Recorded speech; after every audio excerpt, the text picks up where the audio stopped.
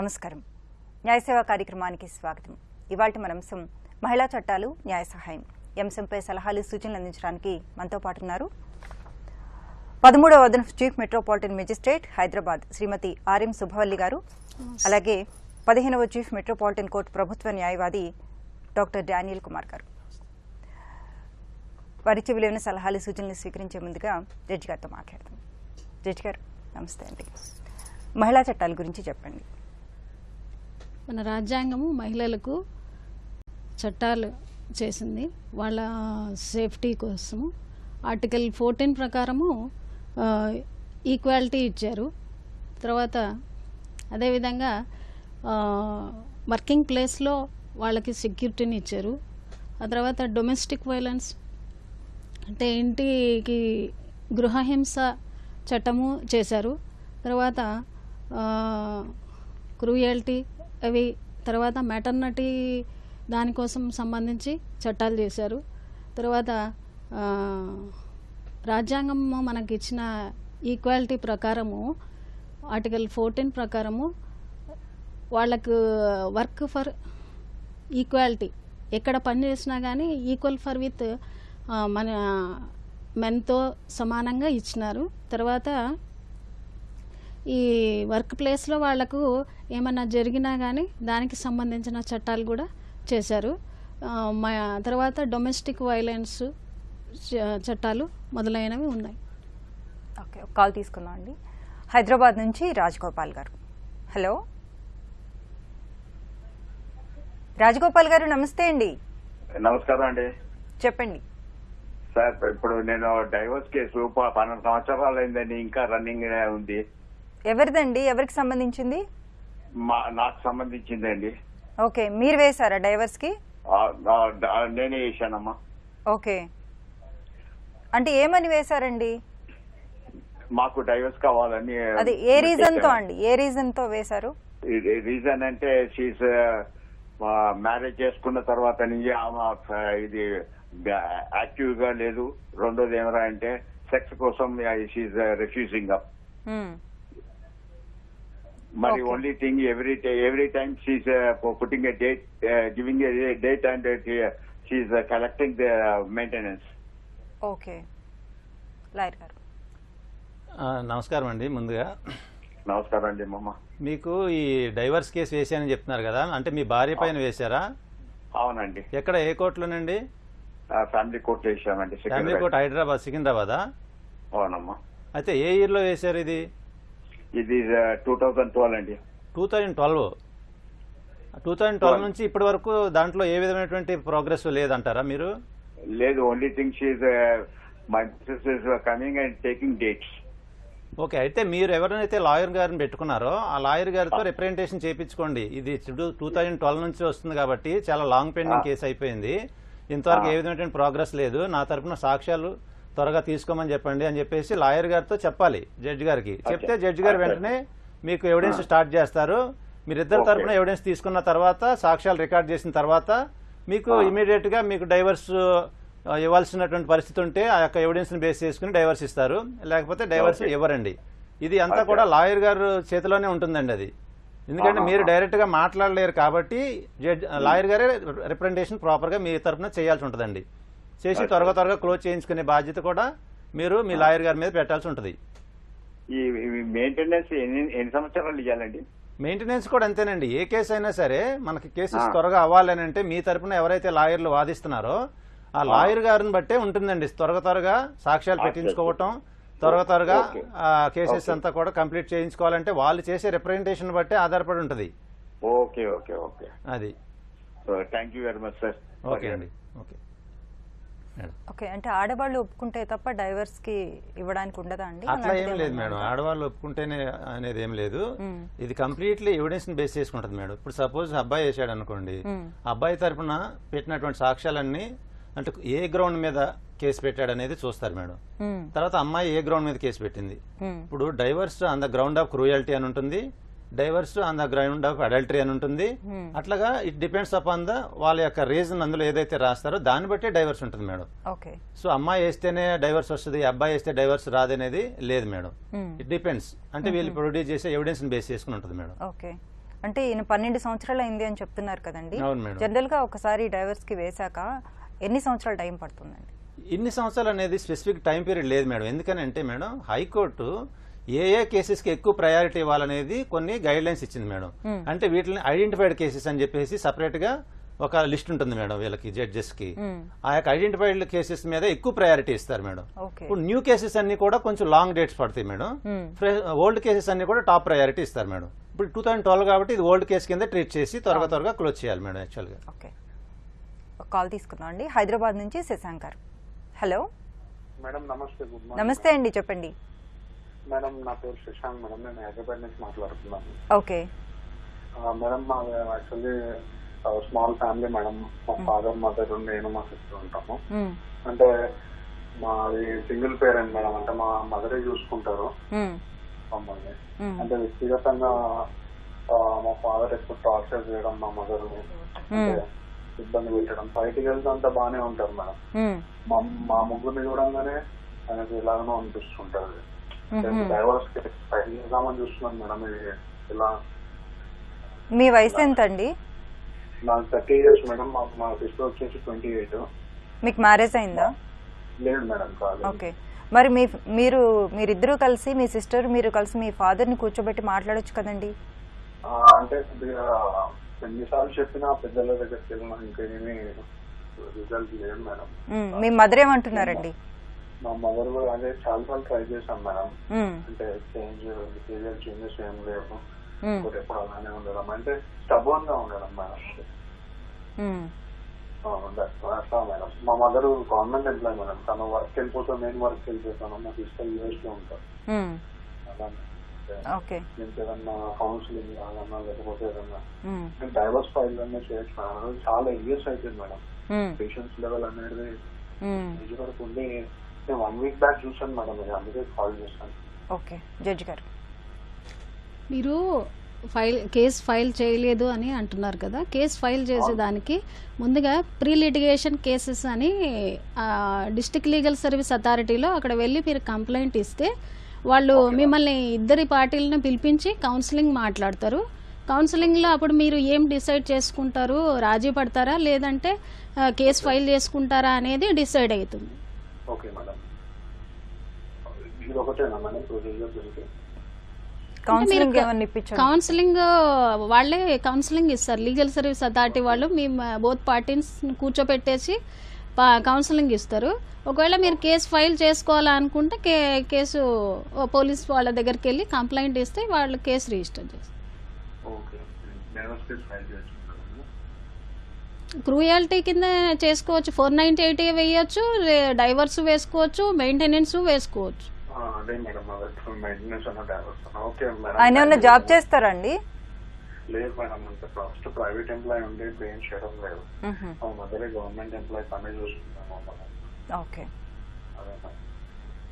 Thank you madam.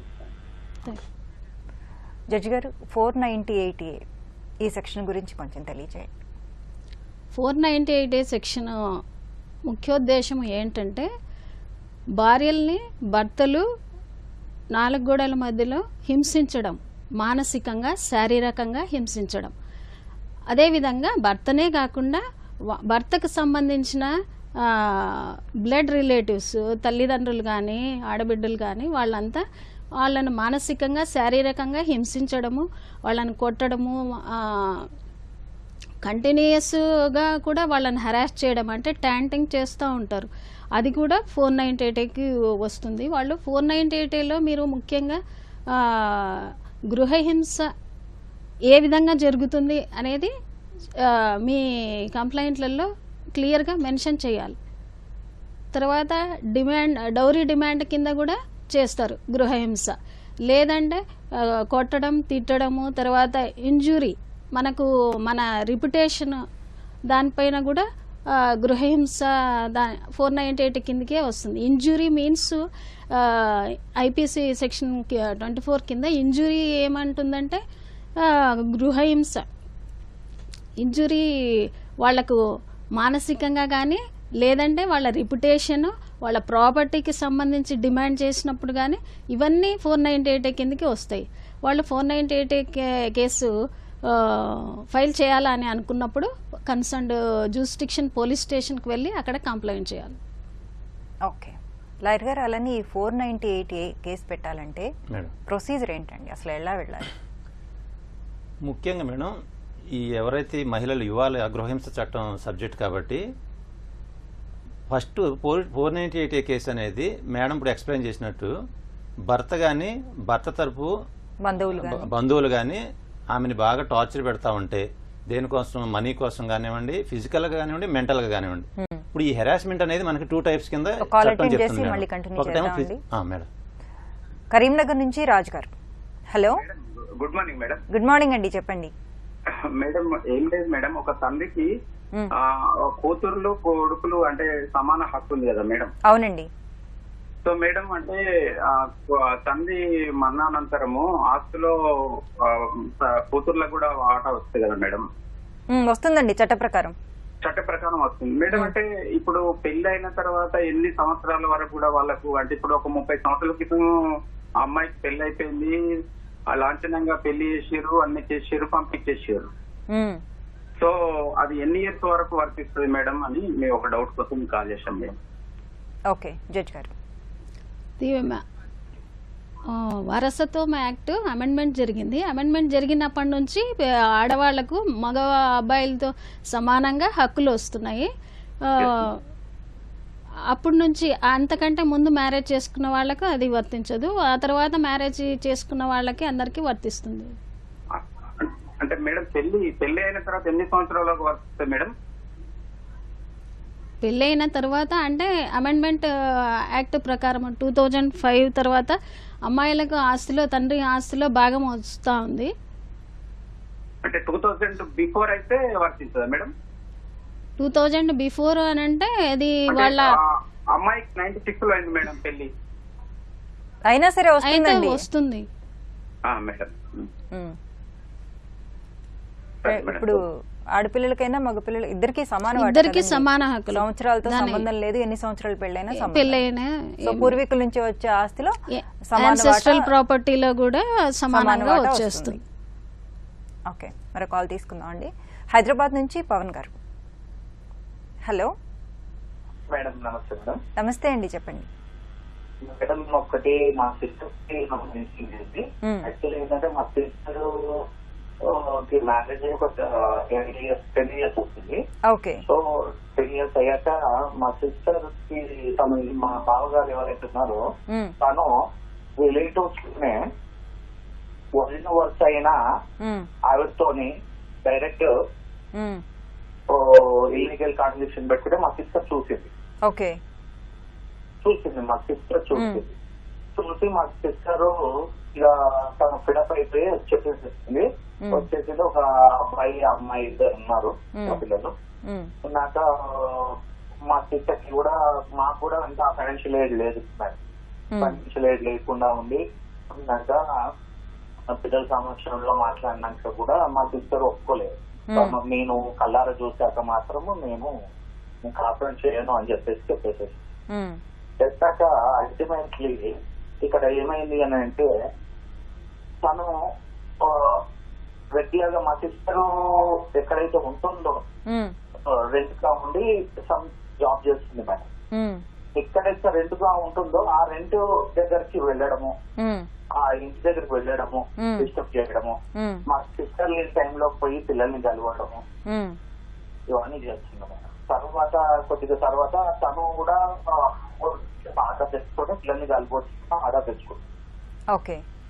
Order తెచ్చుకొని నేను పిల్లల్ని కాబట్టి ఆర్డర్ ఉంది అని చెప్పేసి ఆర్డర్ మీద ఉంటున్నారు. ఇక్కడ మా సిస్టర్ కి అంత పెద్ద సపోర్ట్ ఏం లేదు మేడం. ఇక్కడ తను గ్రాడ్యుయేట్ జాబ్ చేసుకుంటుంది, నడుస్తుంది అంతే. కానీ మొన్న రీసెంట్లీ కూడా ఇంట్లోకి వెళ్ళి నాన్న వ్యవసాయం చేసి చాలా ఇబ్బంది పెట్టారు. డైవర్స్ అయితే తీసుకోలేదు కదండి? డైవర్స్ కాలేదు మేడం, ఆల్రెడీ కేసు బుక్ అయింది, డైవర్స్ కాలేదు. ఇంట్లో నాన్న వ్యవసాయం చేసి పోలీస్ స్టేషన్ తీసుకుని పోలీస్ స్టేషన్ లో కూడా వాళ్ళు కేసు బుక్ చేసి ఏదో ఫైన్ కట్టించారు. ఓకే. కేసు బుక్ చేసి కోర్టులో ఏదో ఫైన్ కట్టించేసారు. అంతే తప్పితే సివియర్ యాక్షన్ అనేది కావట్లేదు మేడం. ఎందుకంటే ఇలాంటి వాళ్ళు చాలా మంది ఉన్నారు సొసైటీలో. వీళ్ళని ప్రొటెక్ట్ చేయాలి. ఓకే అండి, మీ సమస్య అర్థమైంది. జడ్జి గారు చెప్తారు, వినండి. జడ్జి గారు, వాళ్ళు సో వేరే ఆవిడతో ఉన్నారు కాబట్టి 494 కింద కేసు ఫైల్ చేయొచ్చు, కంప్లైంట్ ఇవ్వచ్చు, డైవర్సే కాకుండా. తర్వాత మేడం ఎవిడెన్స్ లేదు. ఇప్పుడు ఇక్కడ ఏంటంటే ఎవిడెన్స్ లేదు. ఎవిడెన్స్ లేనందుకు చాలా ఇబ్బంది పెడుతున్నాం. అంటే ఎవిడెన్స్ లేదంటే మీరు పక్క ఇంటి వాళ్ళ ఎవరైనా చూసిన వాళ్ళని కానీ, తర్వాత వాళ్ళు మాట్లాడుకున్న కాన్వర్జేషన్స్ కానీ అలాంటివి ఏమన్నా అలాంటివి ఉన్నప్పుడు కూడా అవి కూడా ఎవిడెన్స్ కిందకి వచ్చేస్తాయి. మీరు 494 కింద కేసు ఫైల్ చేయొచ్చు.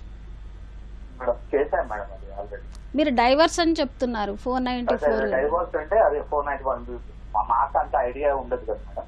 494 కిందనే చేసాము. చేస్తే అది కోర్టులో కేసు ఉన్నప్పుడు వెళ్ళారు.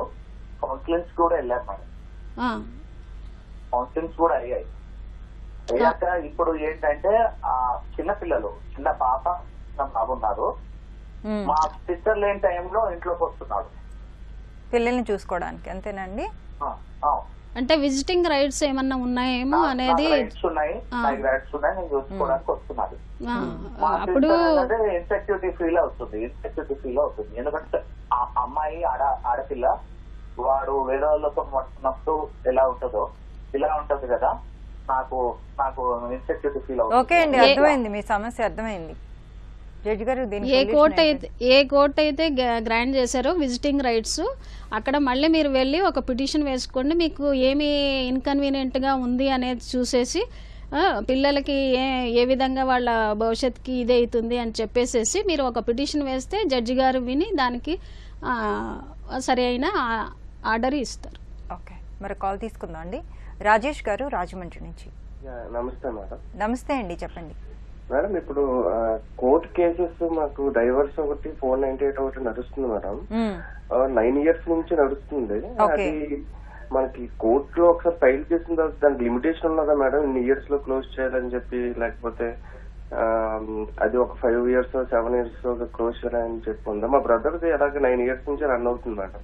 ఫాస్ట్ గా క్లోజ్ చేయాలంటే ఏంటి మేడం? 498 కూడా పెట్టారా అండి?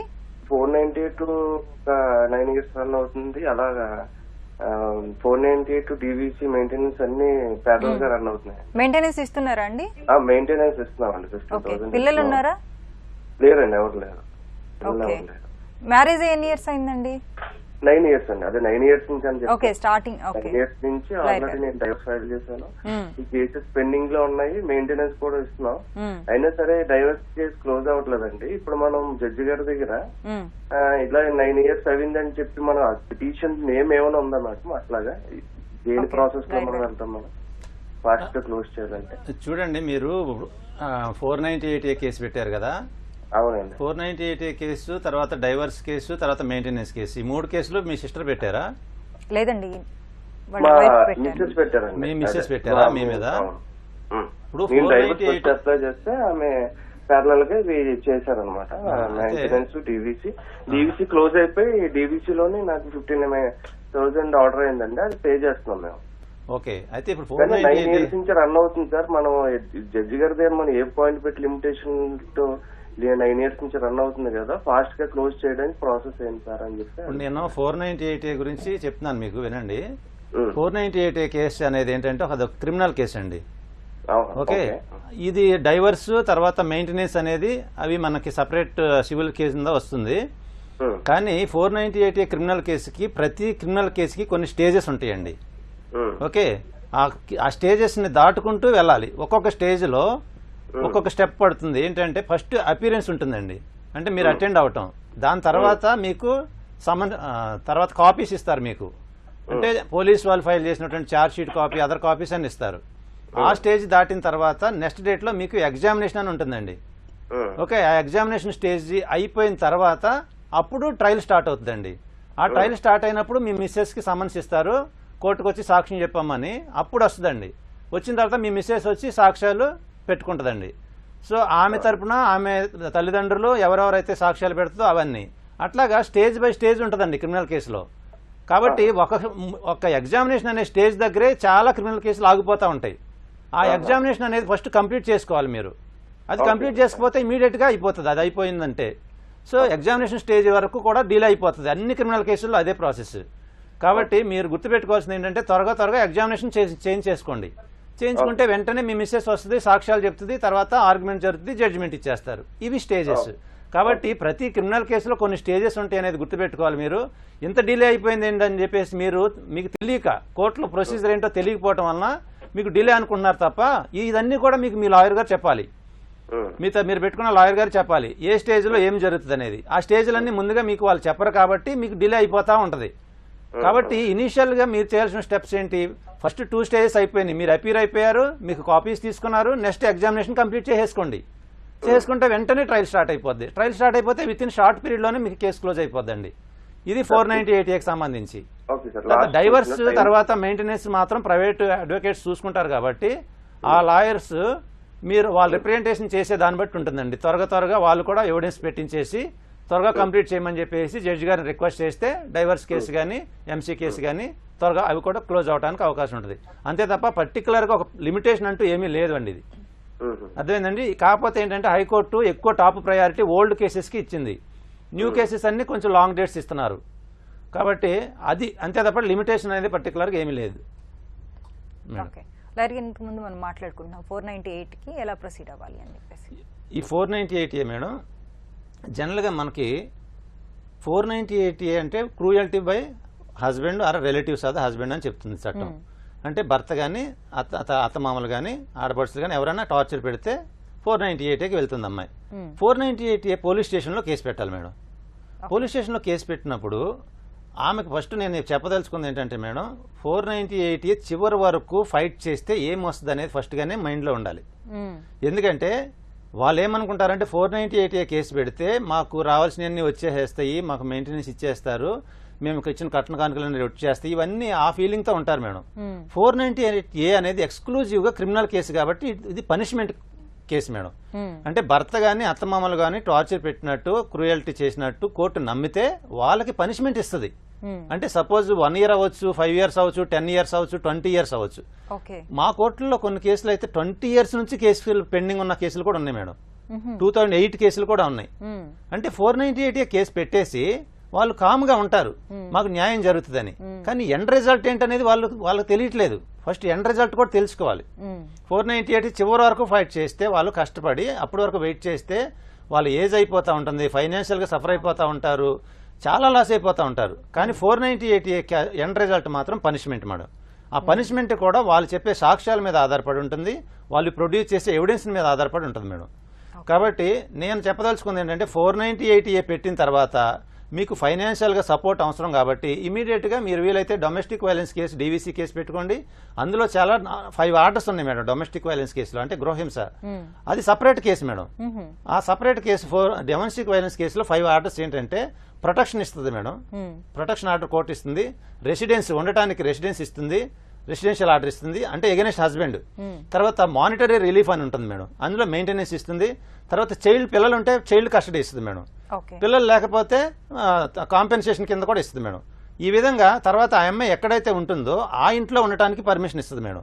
ఈ విధంగా 5 ఆర్డర్స్ ఉన్నటువంటి case domestic violence case madam. అది చాలా గృహహింస కేసు, చాలా యూస్ఫుల్ కేసు మేడం. అందుకని నేను చెప్పదలుచుకుంది ఏంటంటే గృహిణులందరికీ ఒక 498A కేసు పెట్టి మాత్రమే వెయిట్ చేయొద్దు. మీకు మెయిన్ కేసు అది, ఆ కేసు మీద ఎక్కువ ఫోకస్ చేయండి. తర్వాత మెయింటెనెన్స్ కేసు సపరేట్ గా 125 CRPC సపరేట్ కేసు అవుతుంది మేడం. అది ఎక్స్క్లూజివ్ మెయింటెనెన్స్, ఇంకా అందులో ఇంకేమి రాదు మనకి. సో మీకు మెయింటెనెన్స్ కావాలనుకుంటే, ఎందుకంటే ఫైనాన్షియల్ సపోర్ట్ కావాలి ఈ కేసెస్ అన్ని తిరగడానికి, ఫైట్ చేయడానికి. ఇయర్స్ గడిచిపోతా ఉంటాయి, ఈలోపు ఏజ్ అయిపోతా ఉంటుంది. సో చాలా లాస్, తిరిగి వెనక చూసుకునేసరికి అంతా లాస్ అయిపోయి ఉంటుంది, ఏమి చేయలేని పరిస్థితి. కాబట్టి మేడం ఇట్లాంటి సందర్భాల్లో 498A కేసుతో పాటు మీరు DVC కేసు, మెయింటెనెన్స్ కేసు పెట్టుకోమని చెప్పేసి నేను సలహా చెప్తున్నాను మేడం. అవి చాలా ఇంపార్టెంట్ కేసెస్, వాటి మీద ఎక్కువ ఫోకస్ చేయమని చెప్తున్నాను మేడం. అయితే ఇంకొక విషయం మేడం, 498A కేసులో కాల్ అటెండ్ చేసి మళ్ళీ కంటిన్యూ చేద్దాం. విశాఖపట్నం నుంచి అమర్నాథ్ గారు. హలో అమర్నాథ్ గారు, నమస్తే అండి. హలో హలో నమస్తే మేడం. నమస్తే అండి, చెప్పండి. జడ్జి గారికి కూడా నమస్కారం. సార్ ఒక చిన్న విషయం సార్, రక్త సంబంధం కలిగిన వ్యక్తులు మధ్య పుష్కర కాలం అంటే 12 సంవత్సరాలు పైన. చెప్పండి. హలో. రక్త సంబంధం కలిగిన వ్యక్తులు మధ్య పుష్కర కాలం అంటే 12 సంవత్సరాల పైన రాకపోకలు సంబంధాలు లేకుంటే ఆ బాంధవ్యాలు శాశ్వతంగా ముగిసినట్టేనా? ఇది న్యాయపరంగా చట్టపరంగా చెల్లుబాటు అవుతుందా? ఓకే జడ్జి గారు. అంతేకాకుండా ఇంకొక ప్రశ్న కూడా ఉంది సార్, అది ముందు ఇది చెప్తారా ఒకసారి నాకు? ఆ ప్రశ్న కూడా చెప్పండి సార్. మా అమ్మమ్మ గారు హలో అమర్నాథ్ గారు. మేడం, మా అమ్మమ్మ గారు వాళ్ళ ఆడపిల్లలు కన్నతల్లి ఆడపిల్లల వద్ద ఉంది. ఇప్పుడు మగపిల్లలు. హలో హలో ఒక్క నిమిషం మేడం చెప్పి. కన్నతల్లి ఆడపిల్ల వద్ద ఉంది. ఇప్పుడు మగపిల్ల వద్ద వెళ్ళాలి, కానీ కొన్ని కారణాల వల్ల మగపిల్లలు అడ్డు చెప్తున్నారు. ఇదేనండి మీ ప్రశ్న? కొన్ని పై కారణాల వల్ల వాళ్ళు యాక్సెప్ట్ చేయట్లేదు రావడానికి. ఓకే. 12 సంవత్సరాల పాటు రక్త సంబంధికుల మధ్య కానీ వైఫ్ అండ్ హస్బెండ్ కూడా కావచ్చు, వీళ్ళ మధ్య రాకపోకలు కానీ మాటలు కానీ లేకపోతే ఆ బంధం పోయినట్టయినా అని అడుగుతున్నారండి. వారసత్వం చట్టం కింద 12 మామూలుగా 7 years whereabouts are not known ఉంటే వాళ్ళ బంధం పోయినట్టే అని అవుతుంది. కానీ వాళ్ళు ఏమంటే వారసత్వము కింద హక్కులు అడిగేదానికి ఉంది వాళ్ళకు. బంధము పోయినా కానీ హక్కులు అడగవచ్చు. తర్వాత వేర్ అబౌట్స్ నాట్ నోన్ అని చెప్పిన తర్వాత వాళ్ళు మళ్ళీ వచ్చి 12 సంవత్సరాల తర్వాత వచ్చి మీకు డిమాండ్ చేయొచ్చు మిమ్మల్ని. తర్వాత మీది రెండో క్వశ్చన్ ఏమన్నారంటే మీ అమ్మమ్మని చూసుకోవడం లేదు, అమ్మాయి దగ్గరనే ఉన్నారు, మగపిల్లవాడు చూసుకోవటం లేదు అని అన్నారు. కానీ పేరెంట్ యాక్ట్ కింద ఇద్దరికి ఈక్వల్ రైట్స్ ఉన్నాయి. కొడుకు కానీ కూతురు కానీ ఇద్దరు చూసుకోవాలి తల్లిదండ్రులను. వాళ్ళు చూసుకొని పక్షంలో వాళ్ళు వాళ్ళ కొడుకు పైన కూతురు పైన కానీ కేసులు వేయచ్చు. ఓకే లాయర్ గారు, ఇంతకుముందు మనం చెప్పుకుంటున్నాం గృహహింస గురించి. మేడం, ఈ 498A కేసు అనేది నేను ఎవరైతే గృహిణులు ఉంటారో భార్యలు వాళ్ళు కేసు పెట్టినప్పుడు పోలీస్ స్టేషన్కి వెళ్ళి కేసు పెట్టినప్పుడు జనరల్గా ఎవరి మీద అయితే భర్త మీద కేసు పెడుతుంది కదా మేడం, పెట్టినప్పుడు భర్త ఏం చేస్తాడు, ఒక ప్రైవేట్ అడ్వకేట్ని ఎంగేజ్ చేసుకుంటాడు. కానీ ఈ భార్య ఉంటుంది కదా, ఈమె కేసు పెట్టినామే, మరి ఈమె తరపున కోర్టులో ఎవరు వాదించాలి అది తెలియదు. తెలియపోవటం వల్ల వాళ్ళు ఏమనుకుంటారంటే మేము కూడా ఒక లాయర్ని పెట్టుకోవాలి, మా హస్బెండ్ పెట్టుకున్నాడు కదా. మళ్ళీ మాట్లాడారు కరీంనగర్ నుంచి వలీ గారు. Hello madam. వలీ గారు చెప్పండి. మేడము రిలేషన్ లో నాకు కోడలు అవుతుంది అమ్మాయి. తనకు ముగ్గురు మగపిల్లలు ఉన్నారు. తన భర్త వచ్చేసి మెకానిక్ వర్క్ చేస్తాడు. ఓకే. ప్రాబ్లం ఏంటంటే ఈమె వేరే ఒక పెద్ద వయసు ఆమె, తనతో పోవటం నడవటం అంతా నడుస్తుంది వ్యవహారం. పెద్ద హ్యాండ్గా పట్టుకున్నాము, పంచాయతీలో కూర్చుండబెట్టి మాట్లాడినాం, స్టేషన్ లో కూడా తీసుకెళ్ళాం, అయినా కానీ మారట్లేదు. మళ్ళీ అదే పద్ధతిలో వెళ్తాడు. రీసెంట్ 3 రోజుల క్రితము ఈ అబ్బాయిలకు ఎగ్జామ్ ఫీజు ఉంటే 40,000 రూపాయలు ఇంట్లో ఉంటే తన వైఫ్ తీసుకుపోయి ఎగ్జామ్ ఫీజు పెడదామని అనుకుంటే ఆ పైసలు తీసుకుని వెళ్ళి మళ్ళీ ఈ అమ్మాయి కొట్టేసి పైసలు తీసుకుని మళ్ళీ వెళ్ళిపోయాడు. ఒక రోజంతా ఫోన్ స్విచ్ ఆఫ్ పెట్టి వెళ్ళిపోయాడు తనతో. సో ఏం చేయాలి మేడం? ఏం కేసు చేస్తే పట్టించుకోవట్లేదు, ఎందుకంటే పైసలు ఇచ్చేస్తాను, తన చేతిలో పైసలు ఉన్నాయి కాబట్టి. సో ఫ్యామిలీ గురించి ఏం పట్టించుకోకుండా తను. ఓకే, అర్థమైందండి మీ సమస్య, అర్థమైంది. లాయర్ గారు ఏం చేయాలి? తనతో మంచిగా ఉంటాడు. వినండి లాయర్ గారు చెప్తున్నారు, వినండి. ఇప్పుడు మీ కోడల మీద మీరు చెప్తున్నటువంటి విషయం ఏంటంటే ఆమెకి వేరే ఇల్లీగల్ రిలేషన్ ఉందండి. సార్ చెప్పండి. ఆ ఇల్లీగల్ రిలేషన్ ఉండటం వలన కోడలు అమ్మాయిని బాధ పెడుతూ అమ్మాయి దగ్గర ఉన్న డబ్బులు కూడా తీసుకుని వెళ్ళిపోతున్నాడు. సో ఏం చేయాలి వీళ్ళకి అర్థం కావట్లేదు. హస్బెండ్ హస్బెండ్ టార్చర్ పెడుతున్నాడు. అవునండి. టార్చర్ పెట్టినప్పుడు మేడం మనకి వీళ్ళు చేసే 2 స్టెప్స్ ఏంటంటే, ఫస్ట్ స్టెప్ ఇమీడియట్గా పోలీస్ స్టేషన్కి వెళ్ళి కంప్లైంట్ ఇస్తారు. పోలీస్ స్టేషన్లో కంప్లైంట్ రిజిస్టర్ అయ్యేది ఏంటి, 498A రిజిస్టర్ అవుతుంది. తర్వాత ఒకవేళ ఇల్లీగల్ కాంట్రాక్ట్ ఉందనేసి ఒకవేళ ప్రూవ్ అయితే అది కూడా హెరాస్మెంట్ కిందే వస్తుంది మేడం. ఈ హెరాస్మెంట్ కింద వచ్చిన కేసుల్లో అవి ప్రూఫ్లన్నీ తీసుకుని వస్తే తప్పనిసరిగా పోలీసు వాళ్ళు ఛార్జ్ షీట్లో వాటిని కూడా వేస్తారు. వేసినప్పుడు కోర్టులో తప్పనిసరిగా వాళ్ళ తరపున ఎవరైతే కేసు పెడుతున్నారో నేను ఇందాక చెప్పినట్టు ఆమె తరపున ప్రభుత్వ న్యాయవాదులు ఉంటారు. అంటే మేము ఉంటాం,